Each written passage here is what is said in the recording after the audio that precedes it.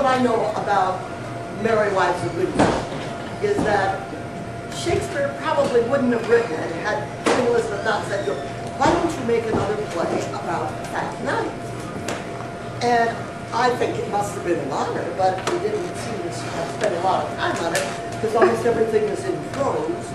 And this particular play features one of my favorite characters. There's some wonderful characters in it. And the character that this character is Mistress. And the two Merry Wives of Windsor have her as a friend, but I don't think she's up in their intellectual league. She's not the brightest bulb in the marquee. So she's been designated by the two Merry Wives, who are middle-aged ladies, who are being courted by the fat knight. He's written identical love letters. So they have decided they are going to trick him. And they send her to deliver this message. And I have to tell you that I too just got the message. Well, I got the message the other day, so I just got to it. Lost the piece of paper. Come downstage so we can hear you better. Come downstage so we can hear you better. Thank you. Mary, you have brought her to such a Canaries as is wonderful. The best courtier when the court lay at Windsor could never have brought her to such a canary. Yet there has been knights and lords and gentlemen with their coaches, coach after coach, letter after letter, gift after gift, smelling so sweet, all rush, all musk notes so rustling, I warrant you, and in such elegant terms as would have won any woman's heart, and they could never get an eye wink of her. They could never get her so much as sip on a cup with the proudest of them all. Always one with her. Mary, she hath received your letter, for which she thanks you 1,000 times. And she gives you to notify that her husband will be absent from his house between 10 and 11. And then you may come and see the picture that you want of.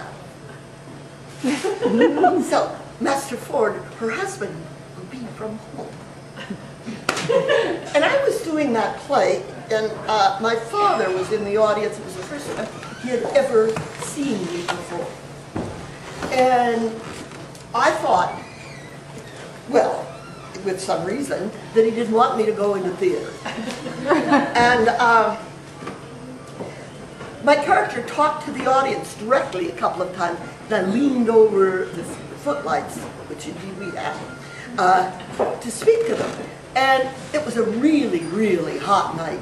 And everybody, the women were all fanning themselves, and the faces were universally red, except for one man whose face seemed to be pale greenish white. And it was hard to take my eyes off of him. But I kept thinking I have to do Mistress quickly. So I finished that speech, and I thought about that man, and I went off stage, and I came back. Came backstage, and I thought, who could that be? It must be the parents of somebody in the cast, because we had the best seats.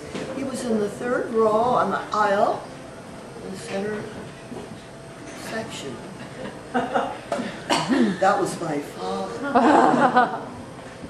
That poor man, he was so frightened, or sick, but frightened, I think. No wonder he had never come to see me in a play. He was afraid I was going to disgrace myself. He was afraid that I would humiliate the family. No wonder he didn't want me to go into the theater. It would reflect on him. Thanks.